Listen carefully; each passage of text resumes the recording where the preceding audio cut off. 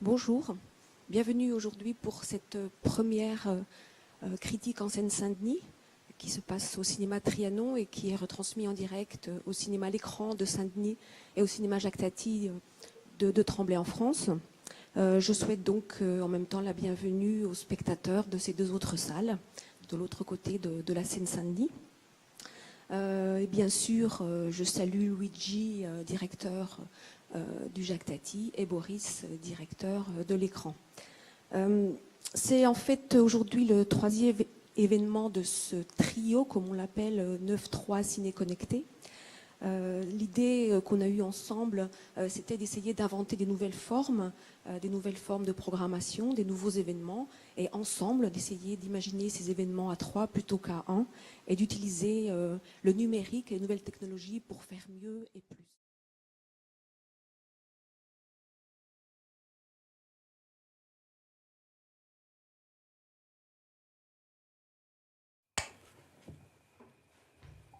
Devo fare la cacca. Vediamo. Però vai a letto, se no non mi concentro. Che succede? Mamma, un buco nella panza. Lo sapevo. Mamma, facciamo le crepe.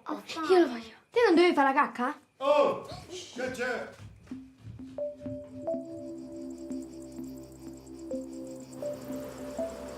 Fumo di Assimina.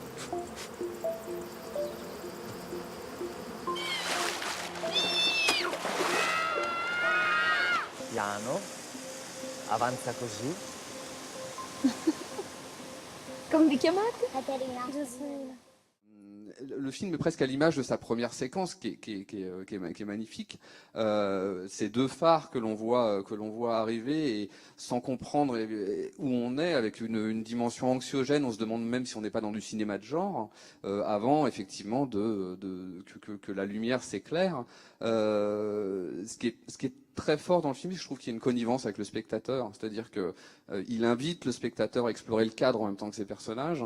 On explore la nature de la même manière. C'est un cinéma également du son, du bruissement, des murmures. Et non, c'est une merveille. Alors, pour développer encore un peu plus cette sensibilité, est-ce qu'on peut dire, en entrant volontairement dans un cliché et en vous donnant la parole, vous, la femme critique, que c'est un film de femme avec une sensibilité féminine? Indéniablement, mais là c'est pas péjoratif, au contraire. Oui, non, c'est un film extrêmement délicat. Renan parlait de Corpo Celeste, donc le premier film de la réalisatrice qui était à la quinzaine et qui est propulsé quand même en compétition à Cannes cette année. Donc ça traduit effectivement l'importance de cette réalisatrice et les promesses dont elle est porteuse. Donc effectivement, il y a une vraie qualité d'observation, comme dans Corpo Celeste, d'une communauté. Donc là, en l'occurrence, la famille, une famille. On est dans le registre de la chronique, donc on est dans des choses très ténues, très sensibles, très fines, mais tout ça est tellement finement observé, délicatement filmé. La lumière, les sons, les décors, enfin, tout participe en fait à l'expression d'une vraie sensibilité à la fois de cinéaste, mais oui, enfin c'est un film vraiment qui repose sur une trame très fine. On est dans le récit d'apprentissage, le récit initiatique, le récit amoureux aussi, puisqu'on n'a pas parlé de la présence quand même de ce garçon qui s'invite au sein de la famille, donc un jeune garçon. Et finalement, pour moi, c'est la continuité de Corpo Celeste, où on avait quelque chose de presque de mystique. Il y a une mystique là de la nature aussi. C'est vraiment très très beau, quoi. On est dans des choses très simples en plus. On va chercher sur le site de Télérama de trouver des renseignements sur elle. Et c'est une jeune cinéaste, elle est assez... Personne s'est vraiment intéressé, enfin très peu de gens se sont intéressés à elle jusqu'ici. J'ai quand même réussi à comprendre que son père était allemand. Je vous entendais Antoine Guillot expliquer comment il fallait prononcer son nom. Donc c'est vraiment pas un nom italien, même si elle est italienne. Et alors dans le film, on a aussi un personnage, le personnage du père qui est si important, et allemand. Donc est-ce qu'on peut dire qu'il y a est-ce que d'après vous il y a une piste tout simplement autour de cet univers merveilleux, très sensible et assez secret? Est-ce qu'il pourrait y avoir une piste tout simplement autobiographique Le film l'est très clairement, et d'ailleurs le dernier plan dont parlait Renan Cross tout à l'heure est le signe. Enfin, si jamais on l'avait pas compris, on le comprendra là. Effectivement, Alice Rohrwacher, comme on dit en italien, est la fille d'un apiculteur itinérant allemand. Donc on est vraiment complètement là-dedans. Sa sœur, Alba Rohrwacher, est une des actrices italiennes les plus intéressantes actuellement. C'est elle qui joue la mère dans le film. Et c'est vrai que le lien d'ailleurs avec les premiers films de Jane Campion et aussi que c'est très incarné, c'est-à-dire que c'est des petites filles, on a presque l'impression de sentir leur odeur, il y a de la sécrétion, il y a quelque chose de très sensuel et le film va beaucoup fonctionner là-dessus, sur le rapport au miel comme texture poisseuse avec une très forte odeur. Il y a une scène magnifique où on ramasse du miel tombé par terre, qui est une des plus belles séquences de cinéma que j'ai vues depuis longtemps. Moi j'adore ce film, déjà pour des raisons purement plastiques. Le film, on le voit mal dans la bande-annonce qui a été projeté à cause de la définition, mais il a été tourné en pellicule et ça devient très rare. Et quand on voit de la pellicule, maintenant, on est émerveillé déjà par ça, parce que l'image fourmille, comme les essaims d'abeilles qu'on va voir dans le film, il y a une dimension vraiment textile. On aurait envie de toucher le rugueux de l'écran, et le film est comme ça. Il est à l'image de son image, c'est-à-dire qu'il est très âpre en même temps.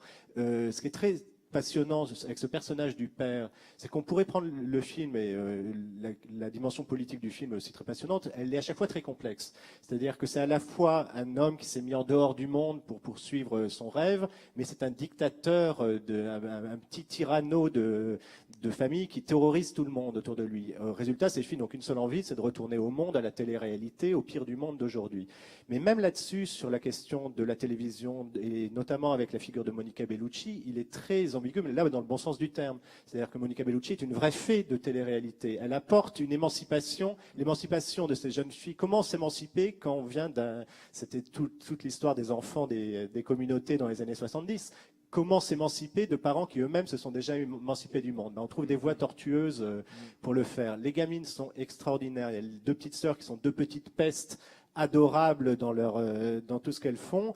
Et on est comme ça transporté. Moi, j'étais heureux de découvrir dans une sélection cannoise qui était quand même sans surprise, très conformiste, parce que ça prend pas beaucoup de risques. C'est pas là qu'on va découvrir les cinéastes. Tout d'un coup, on a osé mettre cette réalisatrice qui en a été qu'à son deuxième film, et ça a été un bonheur de voir ça, y compris parce que ça prouve que le cinéma italien, les cinéastes italiens, les jeunes cinéastes italiens sont extrêmement résistants à ce qu'est devenu le cinéma italien aujourd'hui, et pas seulement à cause de la place des télévisions, de la berlusconisation qui a tout cassé, mais parce que se trouvent ici et là des petites poches de résistance qui retournent aux sources un peu du cinéma italien. Ici, la source est double, hein, c'est-à-dire qu'il y a le néoréalisme, mais il y a Fellini. C'est pas pour rien que la jeune fille s'appelle Gelsomina, comme dans La Strada.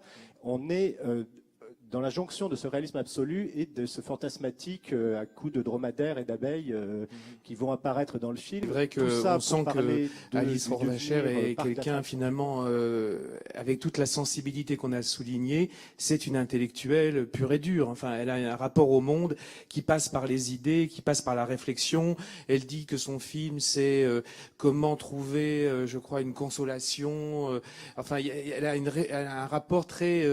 Alors bizarrement, le film n'est pas du tout théorique et le film est incarné, etc. Parce et que c'est émouvant. sensuel avant d'être une intellectuelle. Voilà, c'est avant sensuel. Tout, et la réflexion passe par les corps. Voilà. C'est-à-dire que c'est très incarné, c'est très sensuel, ou que ce soit par le son, par je vous dis, on a l'impression que le film est en odorama par moment, ou qu'on ressent presque la chaleur qu'il peut y avoir là-bas. Donc ça ne passe jamais par un discours et par du concept. C'est un film liquide aussi parfois. C'est-à-dire que quand elles vont se baigner, j'avais vraiment envie d'aller me baigner avec elles.